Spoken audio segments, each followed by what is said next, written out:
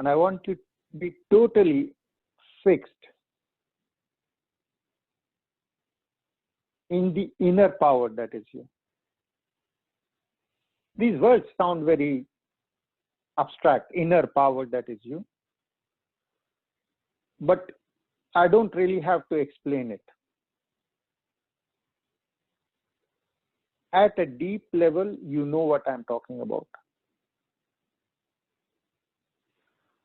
So the intent of the meditation, there are thousands and millions of types of meditations on the planet right now, and they are being sold and resold and packaged and all that, and it's all good, but it's not pure. Purity comes from making a transaction conditionless. That means totally without any commercial aspect. It's not being sold. And that is why I don't even want a thank you from you. I do want a payment of yourself changing so that you become free of whatever or whoever was stopping you from becoming what you were born to be. Almost everyone on the planet right now is not at a place where he or she planned to be, and there is a sense of dissatisfaction. And the 2020 year, so many people are complaining, is actually a result of the universe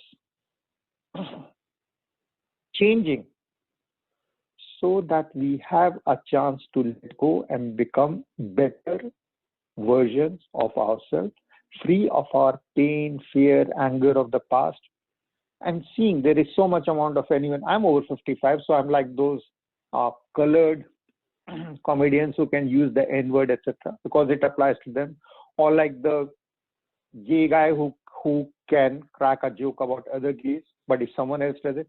So similarly, I'm 55 plus, I'm in the focus group of COVID. I can say clearly, if people above 55 plus are leaving the planet, then think of it as a blessing. How is the younger generation going to go up if the 55 plus is going to be wearing primary colors and holding hands of their nannies from the East or wherever, or from the Slavic countries, good looking nannies, and nanny, like ready nannies, and calling them, like marrying them. And what happens is that most of these have got 2 or 3 wives of the past, and all the children end up unhappy with the now half owning the property of the new husband, wife. So there are lots of things which are strange and new. Maybe these things have always happened, but now these things are at a pandemic stage. More and more people are doing less and less rational things. And rationality was never a strong part of humanity, because we have to enjoy. Rational is very boring, but the level of irrationality nowadays is huge. It's really huge. Think of it, the whole world is like looking very exciting. Everyone is like a Range Rover, like Lone Ranger, and has got a mask on as if they are a bank robbing person. And it's okay for people like me who look like me, it's better to have a mask, but most of the humanity is suffering because the mask is not allowing you to communicate with the other person. And the mask on the face is also reflecting a mask in the heart. So when the heart is veiled, there can be no happiness. And there are thousands, because the people are in stress. The massage business, this healing business, this meditation business is actually doing well because people are stressed. So the meditation that we are going to be doing now, the intent is that you uncover inside yourself the healing power to first heal yourself, and the healing power that you have got locked up inside yourself. So you don't need anyone else's healing, but you can heal yourself and you can heal others. and understand what meditation is about. There's so many techniques, etc. It's almost like confusing. One of the irrational things right now is that yoga basically is the science of being aligned with yourself. And it is the sport of the Indians, which is a poor country, so you can strip naked. You don't need anything to do yoga. But look at the Lululemon and all those businesses. When you drive across states, every plaza has got some sort of yoga, and it's a business. How can communion with yourself be considered a business? But it is also it's also a $1 billion industry. So the point is, these are very irrational times. And I need you to be meditating and understanding that meditation is not a tool for relaxation. Relaxation is a side effect. Meditation is communion with God inside and outside. And that's where the twist comes in. Most of the world is ruled by capitalism. Capitalists, most of them, for various historical reasons. The place where it started off was England. They have had the small island where the Industrial Revolution took place. The Industrial Revolution was primarily used to create factories, which was used to create armaments, which was used to create armies that, with their discipline and with the gun, they took over almost all of the world. India had such a huge population, but they came with a few guns and conquered it all. And it's not a nice history. The history of China says that when they were being imperialized or made into a colony, the wars were actually called opium wars, because that's what the colonizers wanted. They wanted the people to be so addicted that the people would be forever in a zone of opium and be compliant with them. And even now it happens in the islands of some of these remote islands where the people are living isolated and segregated. To get them civilized in the modern sense, the Western society leaves for them primarily like alcohol. And then when the locals get addicted to alcohol, then they start to trade off, because till that point they did not have any need. And also with the meeting of two cultures, usually it is the local culture which suffers. They're exposed to diseases of our modern times like syphilis, etc. And the population of places like Andaman, etc., which used to be 9,000, went around to like 20 in 100 years of colonization, and getting in touch even in less. So we are living in very dynamic times. Meditation will unlock in you the power. This meditation will empower you to find and connect with godliness and godlike powers inside yourself, so that you can be the best version of yourself without any fear, without any anger, without any doubt. Do whatever you can on this planet to help others. Very, very simple. If in your life, no matter whether you're religious, you believe in a God, you believe in money, then money is your God, or you are in the rat race for name, fame, whatever you think is more important, whatever it is that you're focusing the precious seconds that we have on this planet on, that's your God. And if that happens to be money, it's okay. But it is only the people who are doing something for others, starting with the mother. The mother lives not for herself, but for the child. And if that mother is able to later on see that not only my child is my child, but the whole of humanity is my child, then she's auto-enlightened. But if she starts with my child, then every time that she's using my, then it becomes very, very restrictive, and consequently no enlightenment.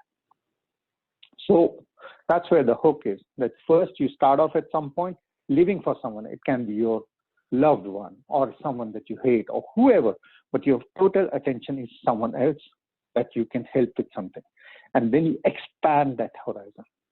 And that's what opens godliness inside you and connects you with the sense of God. It is the missing sense of godliness in our times, because we are very proudly atheists. Yes, I don't see a God, so there is no God. Yeah, of course you don't see. God is not something that has got to be seen with you. If you could see God, if you were wherever we are living and we could see every day, oh, that guy on the moon, I see such a giant, and he is God and he's controlling with the remote control all the world, etc. Then would there be a need for a faith? No. But life would be unbearably dull. Unbearably dull. Because we came to this planet for adventures.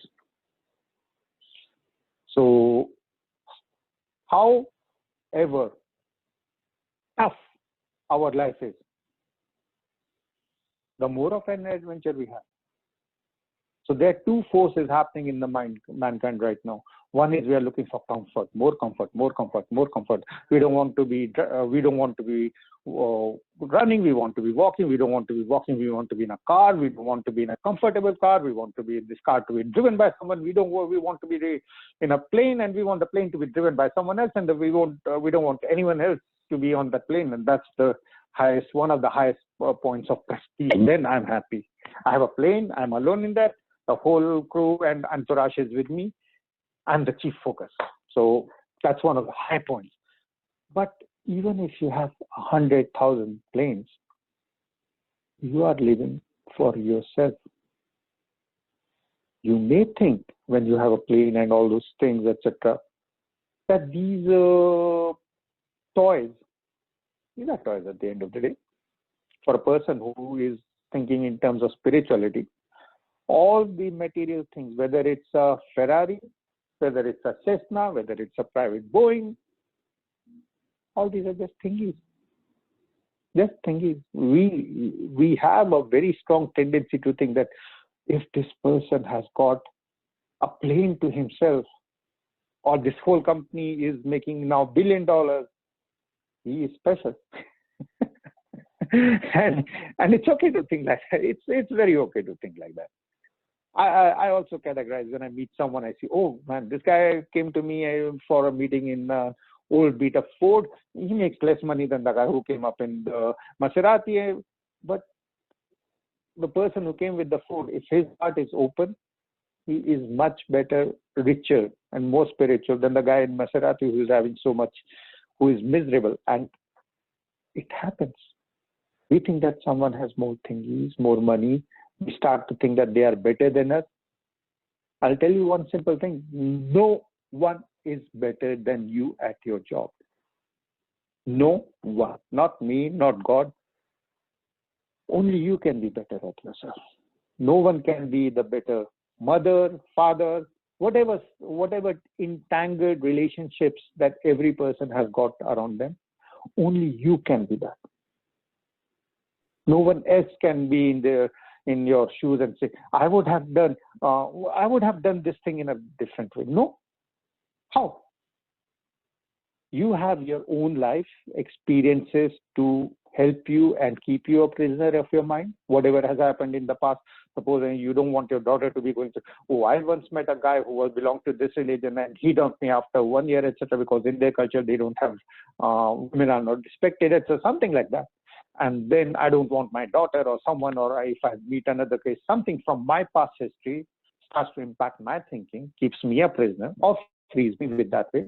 And I'm afraid for the impact on me and my loved ones. But there is no warranty. The world is always changing. The sun is always coming up. And Heracles used to think that, say that every day a new sun is there, and why not? Why not? So the point is that these meditations are meant to initiate in you a divine energy. So I'll be giving to you symbols, techniques. What I was declaring right now was the intent. My intent is to communicate into you the strength, the technique, the energy to communicate with yourself deep inside. In touching the ocean, you become wet.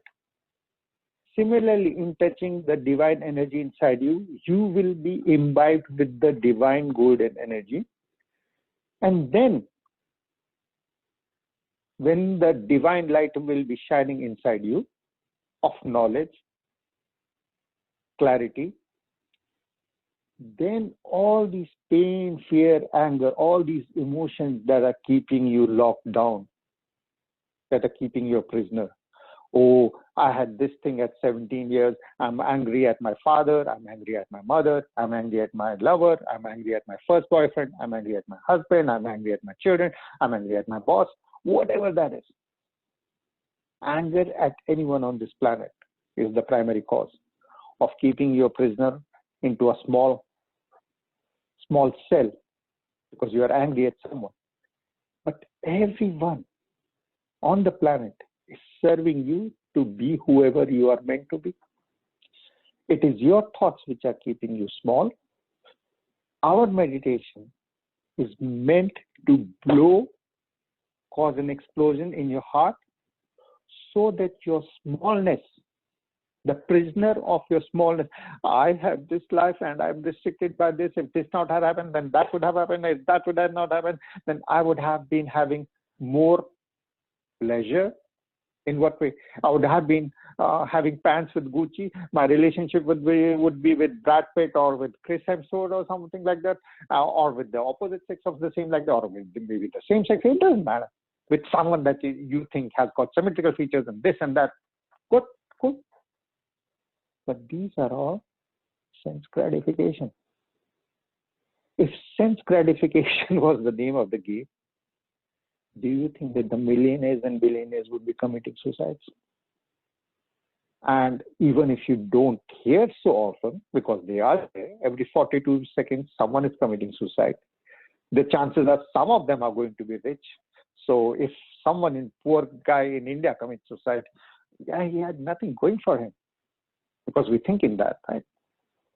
But what makes it explicit, the guy who was 50 years and who had invested in really good movies and all that, someone, or the king of Denmark or one of those places that committed suicide right now. Why is it that hopelessness gets to them? Why? And you do know that cocaine costs around, for a line or something, costs $100 to $1,000, etc. So who can afford that? Only the rich. And what does these drugs do? It's a mini suicide. So if the rich were so happy, why would they be needing these antidepressants like Prozac? And North America is much more richer than the rest of the world. Like 60 to 70% of the wealth is here. So why would Prozac and antidepressants be so much in use over out here if material goods was the same? And look at your life. 100 years ago, in the morning, I had coffee. Then my wife wanted some chocolate or something like that. And coffee, chocolate, these were all luxury items. I picked up a cell phone, unbelievably luxurious luxury item 20 years ago. So our forefathers couldn't even think of something like that. So we have got machines and things and like coming out of yin and yang. We have got even kings. If you go to Europe, had old castles because the castle was used to protect them, etc. They could only feel, they were so insecure, the poor kings, we invade them, the kings, etc. for their power. They were so insecure that everyone was out to kill them, so much so that they had to have all their food was tasted by someone else. So the guy would be officially be eating, spitting on it, and then the king would be eating, which is the highest like shameful part in parts of the world. But the king would have to be forced because he was so afraid that these castles, they were not comfortable. An apartment like mid-class apartment is much more comfortable than the castles. They are grandiose, but they are cold like hell. So the point is, and of course we have all these, but having these luxuries which are 100 times like chocolate, etc., were just luxuries. We have 100 times more goodies and thingies and comfortable than our ancestors. Are we 100 times more happy? not not just by the rate at which antidepressants are selling, not at the rate at which drugs are selling. Drugs are now like more than 60 billion industry. Porno also 60 billion more. So these are like huge numbers. The official Hollywood industry is 10 billion, and these other industries are 6 times more, even more, 100 times more at times. So the point is that these are very irrational times. Goodies and material goods do not make you happy. Sometimes people can be struck by the fact that they made money, and everyone on this planet, at least in North America, is trying to make money. And some people suddenly are able to make more. They may have been punished because after making more money, a lot of dynamics goes in a different way. They are more alone. If now they leave their wife, they have to give her more and all those things. And if you have all that money and you are with your first wife, then what's the point? Your first wife is going to be, no matter if you have money or you don't have money. No, I'm kidding. The point is that money can be a curse. We all think that, and everyone is trying to make money, but sometimes people will be lucky and they will make more money, and sometimes people will be unlucky. And the moment someone makes money, they'll start putting out books. My 5 strategies, waking up at 5 o'clock, visualizing that I have all the money and all that.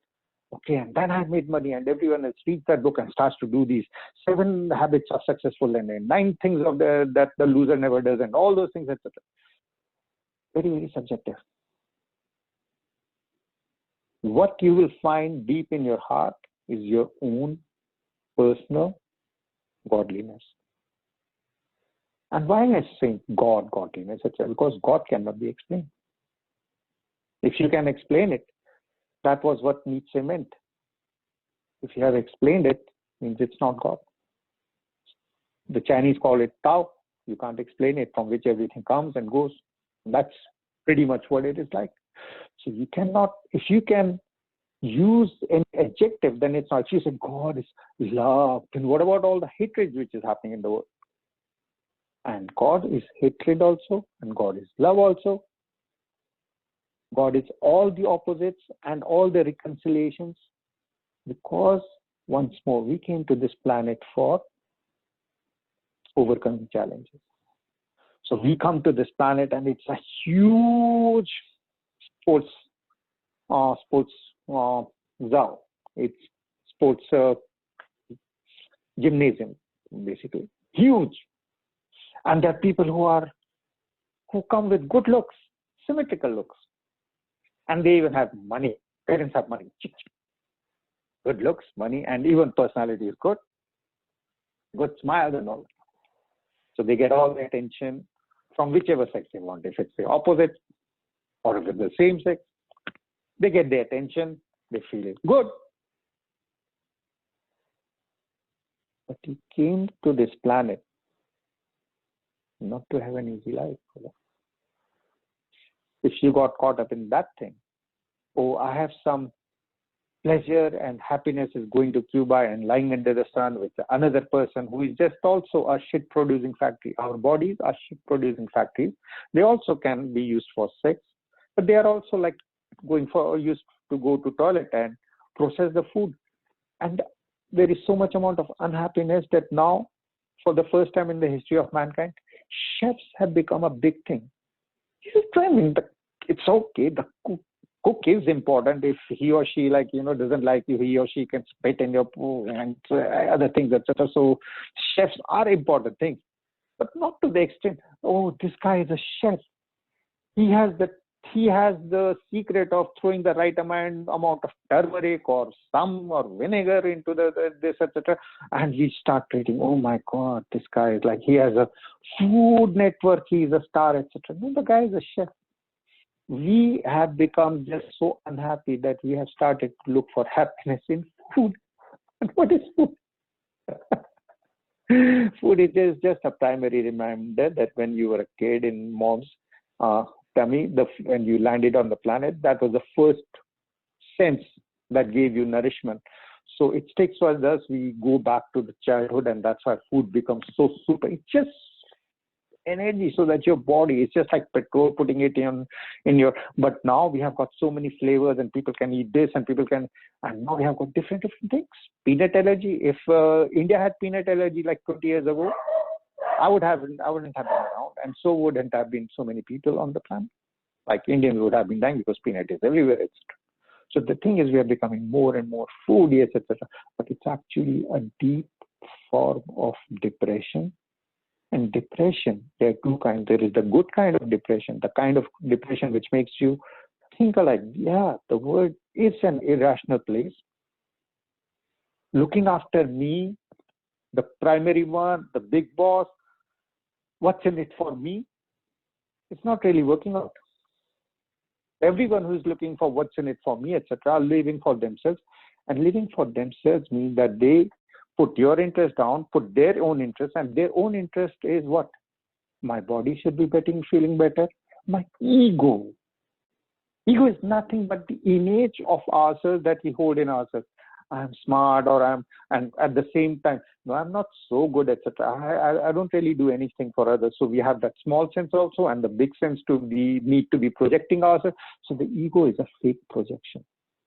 And it's based on what? Our thoughts. Thoughts are nothing. Like a person gets around 3 million thoughts a day. So it's nothing. If you have so much of it, it's got no value. But we start to give it a value. And half of the thoughts, even 80 or maybe 90%, are going to be about sex in some way. So we start, no, sex is bad. Oh, why did I have these thoughts? So I am bad.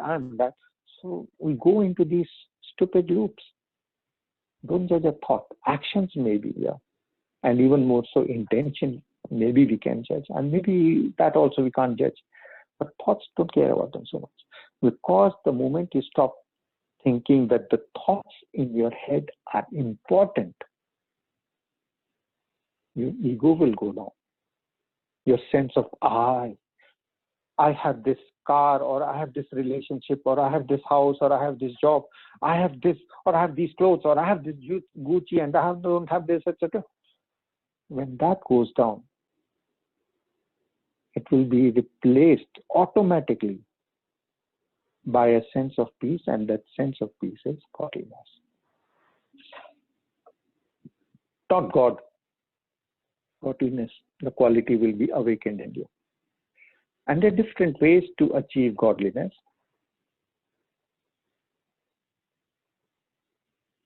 All of them depend upon killing your ego in some way. You can lock your hands like the Indians do, bow your head slightly, and say namaste, namaste, namaste. Namaste means I bow my head, the divine in me bows my head to the divine in you. The moment you bow your head down, your ego goes down. The more your ego goes down, the more you are able to relate to the others, because as your sense of godliness inside you is awakened, it recognizes the sense of godliness in the others also. Because the same godliness, which seems to be on this planet in multiple roles, billions of people, everything is different. When you open your eyes in the morning, everyone is different. You are different. Your hands are different. These are different. Other people have other people. This. All those things of that word of diversity is the word of your senses. But the spiritual word is the word of your heart, where everything is connected. So there is no way that your heart should be happy when someone in Africa or someone somewhere, or even in North America, people are dying. So even if you're happy and you're in meditation, etc., it's not the same kind of happiness. Means you have got de-empathized from the others. But if you become sad, means that you are totally not in touch with yourself, with the true you. So though there is no real right answer, but there is a balancing act. So there are two types of depression. The first depression pushes you. Suddenly you are in the midst of whatever you thought is the best thing that could be having, like sex with someone, or you are drunk and your senses are all muted out and like you are in a zoned out and you are seeing, or you have taken ayahuasca or you have taken pot and you are feeling a sense of calmness and your soul has expanded. Everything, it's all in your head. The head has got billions of possibilities, but it's all artificial. However, that's why you have hangovers, etc. And you are in that zone, etc. And suddenly you feel, you know what? This still is not creating that confidence in me to be really joyous. So that sort of depression is really good because it is making you see that all these thingies, all these sense amusements of eating, touching something or someone, wearing and having the latest toys, etc. It's all children. It's like when you grow up with a spiritual meditation, you will see all the words very much invested in these making money to buy toys or relationships, and that's what it all comes out to. And if you have more money, and you would think that if someone has more money, then they would be having more happiness, etc. Nothing like that. There's a website called Sugar Daddies. They find like 18-year-old girls equal to the age of their daughters, and they feel happy that they have a relationship with them. But in reality, it's a curse. If you are a father like I am, you go out with a girl who is the same age as your daughter, there is no way that you're not going to curse yourself. No way. So we think that all these things, these goodies and things and what we call good luck, and we have got this, they will enable us. In short, they disable us from being truly joyous. The other depression, so that's the first depression, but the second depression is first depression is born out of an ordinary sort of, I have everything, I should be happy, but I'm not. And then you start to understand that these material thingies are not all. The second sort of depression can be clinical, and we are not going to be discussing that. But all depressions, even the clinical one, starts with the thought in the head. And the thought is, I want this. Without this, I'm not happy. It can be relating to a toy. It can be relating to mother's attention. It can be relating to father's attention. It can be relating in a later stage to partner's attention. It can be relating to, no, God doesn't pay enough attention to me. If he did, then I would be winning a lottery and all that. And that happens because we came on this planet for adventure. So we landed up in this sports place, and there are different dumbbells and different sports and treadmills, etc. And we say, no. I want a comfortable life. So, okay, I'll pay you $100 an hour, but you have to run the treadmill for me. And you gentlemen, I have enough money, or I look symmetrical for the pleasure of spending some time with me. You have to lift all the dumbbells and all that. And you are going to be doing the cycling for me, and I'll pay you in some way. So, if you have all those benefits of being rich and good looking and this and that, etc., and you came to this planet, then you didn't really have a tough life, and you're going to be feeling inserted. I've met a lot of people who, in my view, a lot of North American people are by default privileged. And if you somehow indicate, oh, you had an easy life, like I'm from India, I have a tough life, supporting, I'll say, they can be put out because everyone wants to know, my life was really tough. My first husband was an a-hole. My second was this, etc. Or is this my husband or my boyfriend never gets me, etc. Or I did so much. I had this hang up and I did achieve. So everyone wants to highlight and is proud, and is rightly so, of the tough parts of their life. If your life was a movie, because everyone wants at the end of the day their life to be shot and put up in a 20th century Fox production sort of a movie, and you are at the center and someone good looking is playing you, and you all those shots and all those dramatic moments are happening. So that's your life, and you want it to be like that. Supposing the movie is like you are born, you have a good time, and you die. Tata. It's a boring movie. No one would be going to watch it, including yourself. So we have all these situations, and our job was always to be defined not by our body, not by our mind, which is a collection of thoughts, not by our intellect, which is our style of thinking, but by our spiritual power, which we will awaken via meditation. And the meditation will have a slightly mystical sense. Mysticism is presence of factors that you cannot control or you cannot explain.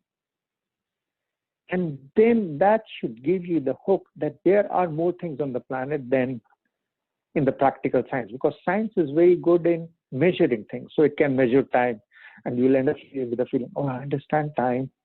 It's like 5 seconds have passed, 5 minutes I can feel, 5 hours I can remember, 5 days. But these are just measurements. And because you can measure, you think that you define your time and you understand time, and you understand, therefore, the extension of time, which is your life. However, no one, not even Einstein, has been able to define time. Not measuring it. Define time. No one. In all the scientific circles, starting from Newton and even before that, time and space are absolutes, which means that they don't require an explanation, because how can you give an explanation? Is space something that is joining us or something that is separating us? What exactly is that? Einstein had the genius to be able to say, yes, there is a connectivity and there is a relation. But what exactly are these? Are axiomatic, which means they're supposed to be understood. But measuring them does not mean that time is understood. Okay? Just like I can see you or your body and say, oh, okay, you have got 2 legs and 2 hands and your head is of this size and your skin is this size. Does that really give me an inkling on what your thoughts are, what your life has been, what your life will be, etc.? No. In similar ways, so science is all about measurement. It is not about understanding the infinity of godliness which is inside you. So mysticism means that we have to go beyond a practical sense of this can be measured and jump into the unknown infinity which is inside us. So we are going to be, if your eyes are closed, open them for a few seconds and look at the picture behind me. Now this is the picture. Every religion, and sometimes you can use Jesus, Buddha. Today's lesson is about God Ram. And God Ram has got a disciple called Hanuman. And Hanuman in his own right is recognized as one of the gods. So Indians have a god, a monkey god, an elephant god. And India is not really very well advanced in education-wise. Even now, like I think 70% of India is still uneducated. 30% is educated, and earlier it used to be, So the teaching actually, the refined teaching was that in everything there is a sense of God. But we took it, and even in a monkey, even in an elephant, we see God. But Hanuman is a character, or his godliness is described in one of the most ancient books. There are 2 ancient books on the planet, as per the book of Guinness Records, are Ramayana and Mahabharata. They are also the longest poems. They are written as poems in Sanskrit.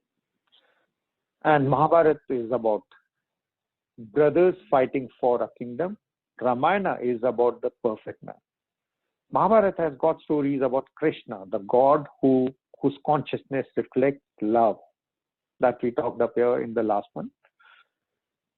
And all these gods are actually avatara. Avatara means av, right now. Tara means star. The star-like power of God's presence invoked right now on the planet whenever the planet is in need. But which planet is this? Your body is the planet. So avatara means being God being reborn. And at least there are 10 and even millions of avatars, but 10 are talked about, and there are even some more. So the first God avatar is Matsya, fish. The second is tortoise, half land, half water. And life did start as a fish. So the first, so it's a story of evolution. And the third is a boar, which is totally land. The fourth, and different stories are there reflecting. And the fourth is a half man, half animal. When the god is born as a Nasima, half tiger, half lion, sorry, and half man, because the demon had asked that no man, no animal should be able to kill me. So God had to take that form to kill that demon.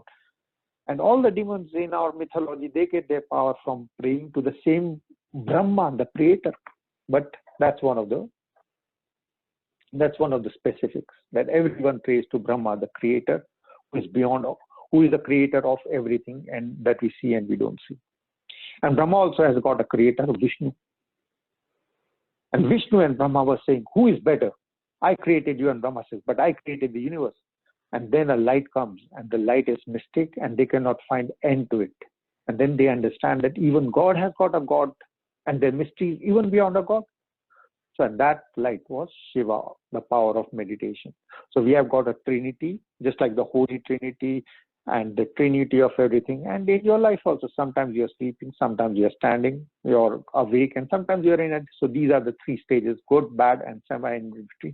And the three gods are Brahma, the creator; Vishnu, the preserver, he balances everything; and then Rudra or Shiva, the destructive force leading to chaos, and then from chaos again creation. And Shiva's dance is like the dance of an electron. So it's basically all the sciences put together, but given to us in holistic readings. And there are 10 of these avatar or rebirths of God Vishnu on the planet to help and save the planet. And the 7th birth is as God Rama, who is supposed to be a perfect man. And then the 8th one is God, who knows that he is a God, but in human form, and that is the birth of Krishna.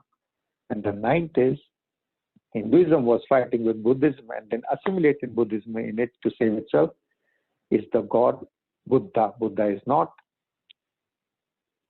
a name. Buddha is the awakened soul. So he is on the planet. The 7th is the perfect man, Rama. Then 8th is Krishna, the consciousness of love, but still in a human form. 9th is Buddha, who is a human being, but completely awakened to his godliness. So these are the 9th, and the 10th one is supposed to be Kalki, which will be at the time of apocalypse. But apocalypse should be happening even tonight. You go to sleep, you have your apocalypse. Tomorrow you wake up in a new world, or rather with a new vision of the world. That's our game. And Rama was born as a prince. And when he was a teenager, he was married to Sita. And because Sita had been found, Sita is consciousness. Rama personifies Brahma's power of creation. He is perfect mankind, reflection.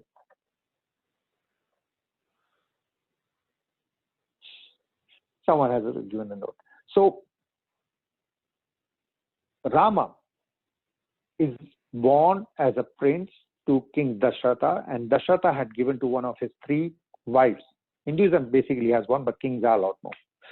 To one of his that whenever you ask, you save me in the battle in some way, and I'll give you boon. And Rama is told that when he was a teenager, Rama went to, and Sita was consciousness. Is consciousness. I'm giving you the symbols before I give you the story. So the story is that Sita was found on the earth. She's born out of the earth. She reflects the consciousness.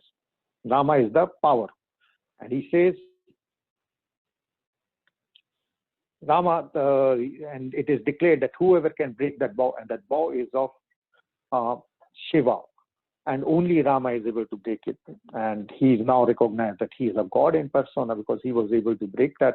He was able to use that bow and break it, etc. And Parshuram, who comes up, who is the 6th avatar. So these are all mixes. And because he's perfect, but he has a lot of anger at a particular race of Kshatriyas. So he says they have a fight, and then he recognizes that, okay, if someone was able to break Shiva's bow, then he has to be a divine presence. He recognizes that. Rama marries Sita and they're living in the palace, and Rama is told, okay, there are lots of stories, but I'm focusing on some of the key ones. Rama is, tomorrow, King Darshan says, I want to be retired, and Rama, you are perfect. So from tomorrow is going to be the coronation. You're going to be the king from tomorrow. Rama doesn't blink an eye. So, father, you are my father. I will oblige you in whatever. I'll do whatever you command me to do. In the evening, Kekai, one of his stepmother, says, no, she is goaded by her servant. And she is told, okay, if Rama will be the king, then you will be nowhere. Your son Bharat will be nowhere. So she goes to the king and says, you promised me a boon at the battlefield, etc. when I saved you. Now I want Rama to be sent off to the forest for 14 years, and I want you to name my son as the king, etc. And the king has to cries, etc., but can't do anything. He calls again. Rama is called again. No, you're not going to become the king. You have to go to the forest. And Rama has got the same equanimous attitude. Okay, you are my father. I will do whatever you want me to do. So in that way, in these small stories, the perfection of Rama is shown. And then Sita and his brother Lakshman, who portrays willpower, Lakshman portrays. So these are symbols. The normal person who has read Ramayana may know the symbolism, may guess at it, and may not know. But even at a surface level, the stories are beautiful. And Rama takes Sita and Lakshman, and they are living, and demon king Ravana, who is the head of all the temptations, so he's supposed to be having 10 heads, falls in love with Sita. And now he wants to kidnap her. So he gets another demon, his cousin, to engage him, and the demon takes up a place in the form of a golden deer and runs. And Sita says to Rama, I want that in the jungle. And he says, no, it's just an illusion. There can be no golden deer over out here. And she says, no, if you love your wife, then. And Rama goes, and after some time, the deer gives off a sound in the voice of Rama, says, oh, help me. And Sita says, if you are his brother, you should go and help my husband. And Lakshman says, no, there is no way that Rama can be in danger, because he knows who Rama is. And Rama says, Sita says, no, that's my husband, and you probably want me for yourself and all that. And Lakshman, as per Ramayana, has never even seen the face of Sita ever. When she is kidnapped finally, he only knows what her feet look like, because she was his brother's wife, so he had never looked at. So Ramayana has got very ideal positions and ideal people, just like in Tolstoy's stories, etc. Not in Dostoevsky. Dostoevsky shows people as they are. Tolstoy shows as they could be. And in this idealized picture, that's why it is holy and can be used as an inspiration for so many thousands of years by the society and by the people.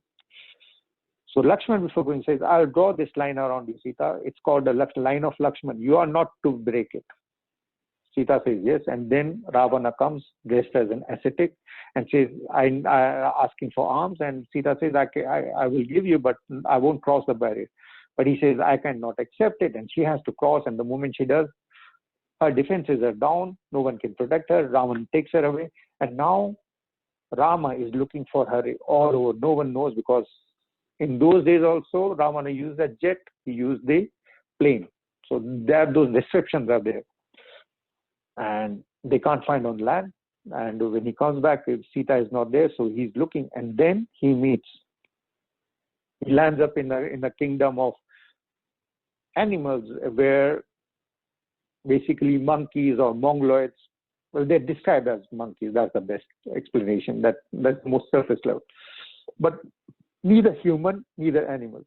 And in that kingdom, he meets with Hanuman, who is of the power of Shiva in reality. And Hanuman, as the monkey mystic, is the chief minister of the king of the monkeys, who has lost his kingdom, his brother, and Kama helps him in that fight. And Hanuman falls in love and becomes a total devotee of Rama and Sita. And he serves them after that in finding Sita, and all those adventures are there. Now, to get to your higher self, you have to identify at a level of heart with any form of God that you feel comfortable. It can be Jesus, it can be Buddha, it can be Muhammad, it can be Rama, it can be Vishnu, Brahma, whoever, whatever form you think of God is close to you. You imagine that in the deepest part of your heart. Now, Hanuman was asked at what time?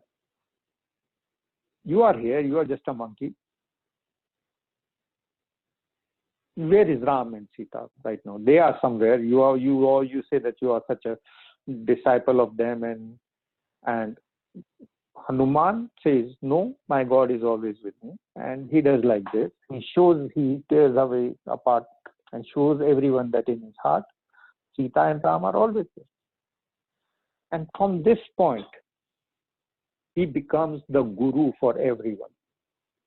So you have to choose a guru, not a surface guru, not a planet earthian guru, a divine force you have to select. There are lots of stories, but one of the factors that will tell what irrational times is, that Hanuman is also asked at what point. What would be there in the Kali Yuga, which is the current time, when like there was a age of truth, age of silver, and now we are in the third age. So how is it that they are going to? And Hanuman says to the four brothers, you have to be sending 4 arrows in 4 directions, and they send the 4 arrows in 4 directions. And he says, okay, these 4 arrows, go and tell me. So the first brother goes, and these are brothers from the Mahabharata. This story is from Mahabharata. He says, I saw where my arrow had landed. I saw that there was a calf and a cow, and the cow was licking the calf and not letting it go. And people were just watching. The second says, where I went, there were 5 wells, and one well had so much amount of water overflowing, but the other 4, and there were 3 which were completely empty. The water was not getting to them. Okay. The third said, oh, I went and I saw that there was beautiful, the cuckoo bird was like singing beautiful, but at the same time it had grasped a rabbit that it was killing to death. And the fourth said, I went and there was a huge boulder which came running after me, and I ran away. So Hanuman, the guru, then explains that the parameters, what these are, that when Kali Yuga, the current time, is there, which is supposed to be pre-apocalyptic, and 2020 maybe it, but apocalypse in a good sense, not in a fearful manner.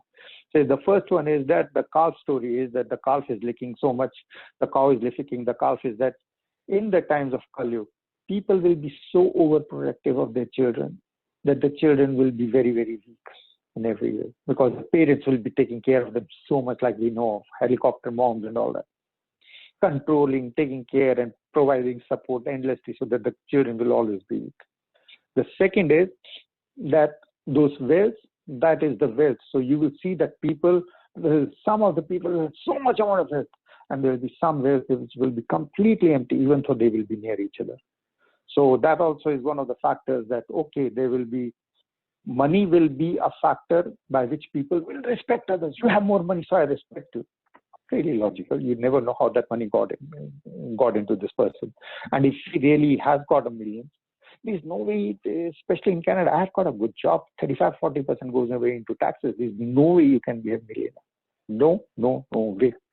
Unless you bought with your honest money, like housing, and it got this, etc. But the chances are very, even that money to buy those houses at that point, where did that come from? So if you are living, you have to, it has got to be a minimalistic life. If you have got more, means something wrong. The third story about the cuckoo bird who is holding the hare at the same time, the rabbit, while singing beautiful, is in that time there will be lots of people who will be saying beautiful things and all that, but all the time exploiting.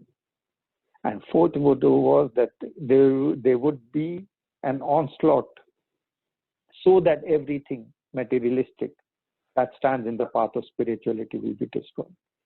And that does happen. Everyone does that, no matter how much, how many toys, etc. you have. All those things get left behind. All you carry, or all we carry, is our spiritual adventures. And our best spiritual adventures are our powers of helping others with at least the basic amount, which is a smile from the heart.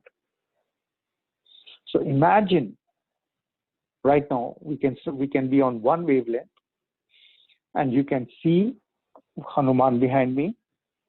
And right now recognize Hanuman as a mystical power whose blessings are being awakened in your heart with the simple Jai Hanuman, Jai Hanuman, Jai Hanuman, Jai Hanuman. Close your eyes and just feel the vibration, Jai Hanuman, Jai Hanuman. So that in your heart, just as in the heart of Hanuman, Lord Rama was always there. So the way to Lord Rama's meditation is through Hanuman. Just feel it, Jai Hanuman, Jai Hanuman, Jai Hanuman. And I had said that there's going to be a mystic element in today's meditation. So the mystic meditation means that whoever are the new people, I'll not be naming you, but I'll name certain parts of your life and you have to let that go. So there is someone whose name is something like Morgan or something, Morgan, and everyone is sending from their open hearts blessings, because that's what an open heart does. It smiles and sends blessings. So that whatever happened when you were, something happened 4.5 years ago, and there's a feeling of loneliness, and then 7 years and 5 months ago, there is an uprooting. Both these have affected your thinking. So you send love to whatever happened 4 and 7.5 years ago. For Kim, everyone is sending a huge conflict with a close one 2 years and 4 months ago. And since that conflict, a lot of unbalance. And there are other people also involved. So whatever happened 2 years and 2 months ago was a result of some action taken 3 years and 5 months ago. It's not directly. So you let go of both of these, 2 years, 2 and 3 years and 5 months. And everyone is blessing you so that you become pure and clean. And there is Abhi. So whatever happened at 19.5, you let it go. And everyone is helping you with that. And there is Sarah. And at the age of 21.5, there is a betrayal, sense of betrayal. And that is deeply, even now with you, you let it go. Then there is B. And whatever happened 9 years ago, you have to let it go. You have to become, let it go means, as you feel the vibration of Jai Hanuman, Jai Hanuman, your own godliness is arising in you as a golden light. And this golden light is inside you. You are the creator. You are the Brahma. You are the creator behind all creators. This golden light is the true you, not your body, not your mind, not your intellect. None of the thoughts in your head matter now. The golden heart is filling your total body with pure love. And with the blessings of Hanuman, the true dynamic vibration of energy is always the name of God that you believe in. It can be Jesus, it can be Jesus, it can be Yeshua, it can be Messiah, it can be Muhammad, it can be Buddha, it can be Krishna, Vishnu, Shiva, Rudra, whichever incarnation you want. Right now, we will go with the simple. Since we are using Guru Hanuman's blessings, just feel Jai Hanuman, Jai Hanuman, Jai Hanuman. And you send blessings to everyone and everything in your life. Everything that has happened and everything that has not happened.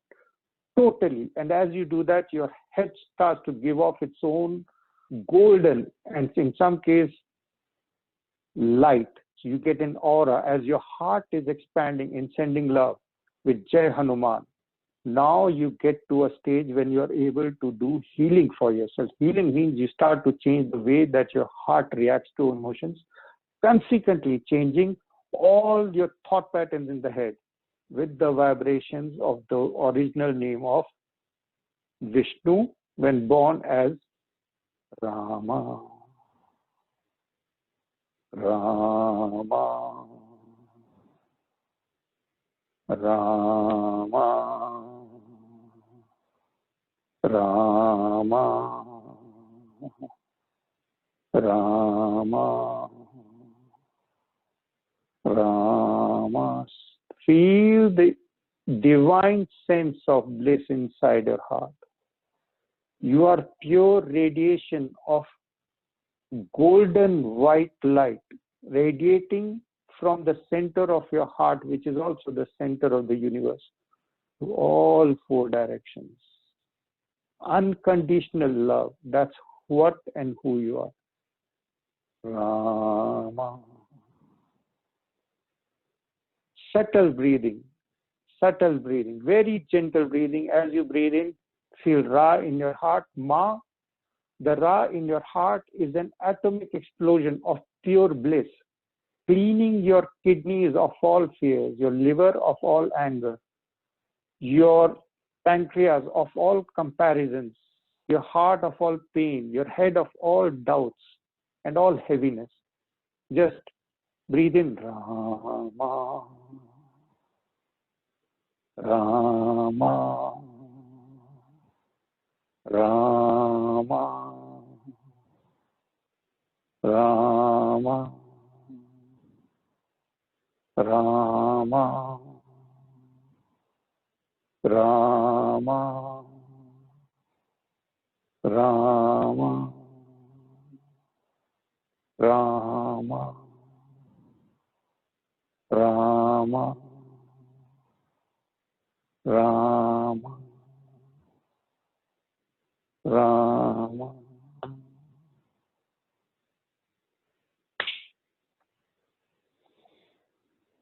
So this is going to be your homework.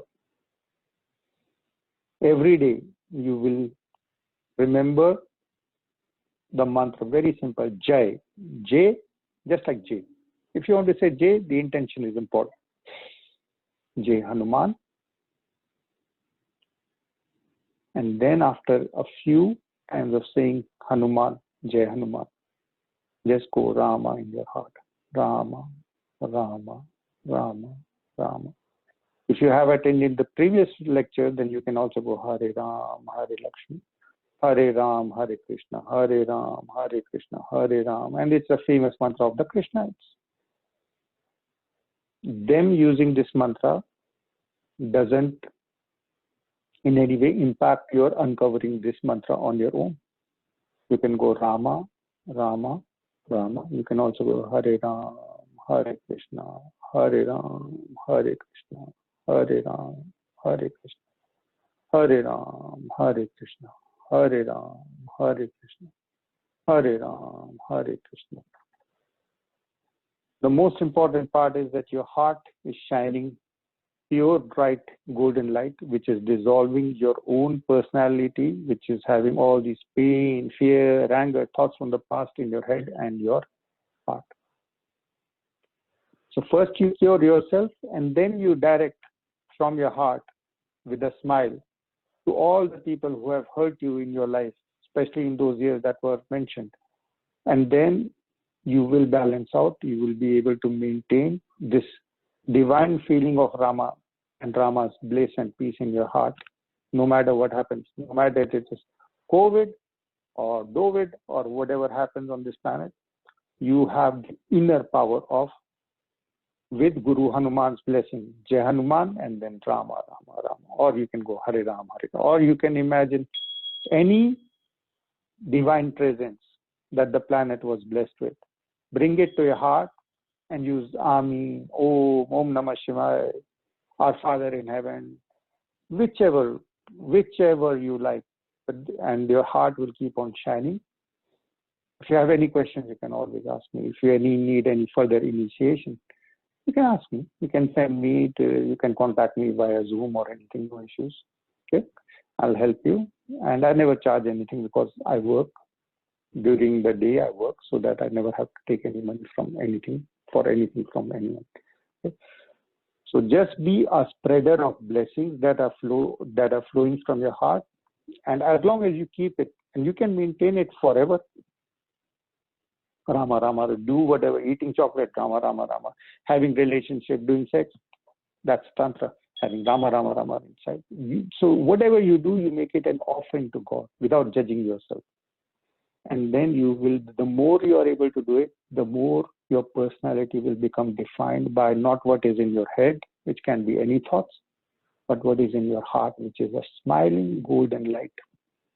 Smiling golden light. Not fearful of anything, because that light can never be disturbed by anything. Hare Ram, Hare Krishna, Hare Ram, Hare Krishna, Hare. Always be in that vibration of Jai Hanuman and then Ram, Ram, Ram, Ram. Thank you, and look forward to the next week. And again, if you have any questions, you can get back to me. If you want any clarity regarding your life also, something that is stopping you from growing, etc., you can ask for a personal session. In the day I work, but in the evening I usually find time to answer any question that you have. So take care and thank you, because the group is also a different level of vibration and consciousness. And our golden hearts, via this meditation, are helping the planet to balance out, because the planet is having a tough time. Because most people take things very seriously, including death. Oh, I will die. No, he will die, they will die. No issues. We'll go to another planet or come back to this planet. Be reborn with better features, maybe with more money, if that seems to be the end plan, etc. Doesn't matter. Don't worry about it so much. Just have a laughing, smiling heart, and whatever seconds, whatever years we have on this planet, use it to help others, serve others, because that's where joy is. If you live for yourself, no matter how much money you have, how much lucky you have been, or how much unlucky you have been with money, you are not going to be joyous. Joy is helping others. Do that at any level, and you will be fine. And if you need any support, take care. Bye. Thank you, sir.